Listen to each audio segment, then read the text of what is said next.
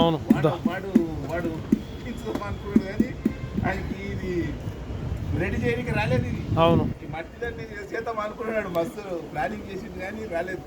అవును రాజస్థాన్ చేసేదా అయినా అది ఒక మిషన్ అదేనా ఇదే ఉంది రాజస్థాన్ కూడా మన దగ్గర ఉన్నది ఉంది. కానే కదా అది. ఆ, నువ్వు చదువుతోటి నాటితోటి మిషన్ తోటి తయారు కావాలంటే కాదు అది. అవును రాసి ముట్టండి కానే కదా దానికి. మనిషి చేయింది ఏది లేదు. మనిషి పట్టుకుంటేనే ఏదైనా టైర్ అవుద్ది. అంతే. మనిషి బుర్ర పెడితేనే ఏదైనా అవుద్ది. మనిషి బుర్ర పెట్టుకుంటే ఏముంది అక్కడ ఏమీ లేదు. ఈ లోకంలో నడిచిది వచ్చి మన కుమారులు అందరినీ కొలుగు తీసుకుపోతున్నాడు. మన కొలుగు తీసుకుపోతే కంపెనీ పెడతాడు పెద్దది. కంపెనీ పెడతాడు మళ్ళీ చెట్టు ఏం చంపుతాను చూసిండు కానీ మనోళ్ళది తీసుకుపోయి చూసుకోమనుకోడు కానీ లేదు మనోళ్ళు కొత్త డ్యూటీ ఇస్తున్నాడు. కంపెనీ పెట్టి మనకు డ్యూటీ తీసుకుంటున్నాడు. మళ్ళీ చెట్టు మళ్ళీ పాస్ కాకపోయాడు. అది దొరకలేదు దొరకలేదు అని సరే దొరకలేదు. సరే మనుషులు దొరకలేదు. మన తీసుకుపోతున్నాడు. అవును తీసుకుపోతున్నాడు కానీ ఆయనకి ఎక్కడ మట్టి కూడా దొరకలేదు. ఇది ప్లానింగ్ సెట్ కాలేదండి. అవును అది అట్లా ఇలా లాభం నష్టం చూసుకున్నాడు.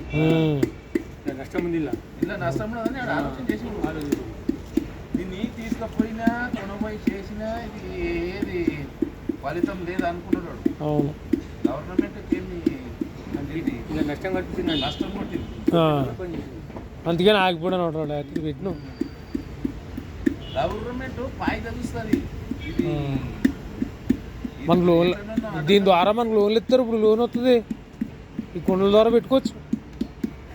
లోన్ పెట్టుకోవచ్చు. అసలు లేదే.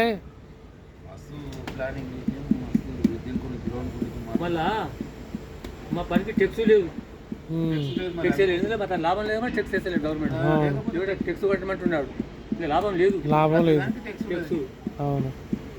ఇది ఆడి ఏమి గమనించాడంటే చేసేంత వరకు తర్వాత ఉత్తుని పుడుకుని పోద్ది. దీనికి విలువ లేదు. ఇంకా చేసేటప్పుడు దానికి విలువ ఉంది కానీ కింద పడిందంటే మనకు కాదు. ఇంకా అది లెక్క వేయడం అనమాట. కానీ